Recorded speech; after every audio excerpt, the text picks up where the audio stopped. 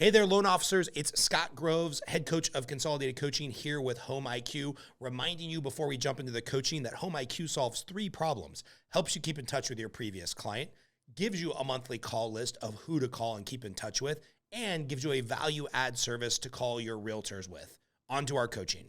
So as we look at the dashboard, you'll see up here, and I've intentionally left some of these leads in here so I could use this in a demonstration for the new HomeIQ signups. You can go here to leads, and leads will show you individuals who have signed up through either a website, Facebook plugin, a direct marketing or email campaign.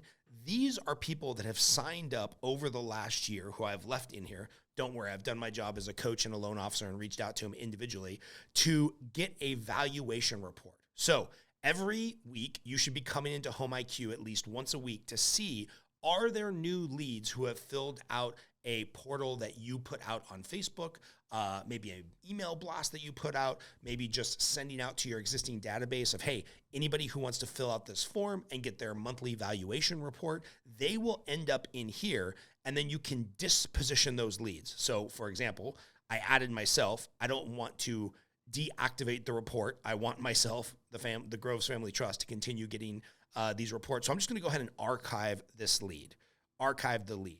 Similarly, Michael Bertolini, I've already contacted him. We already had a conversation. We're going to go ahead and archive this lead as well.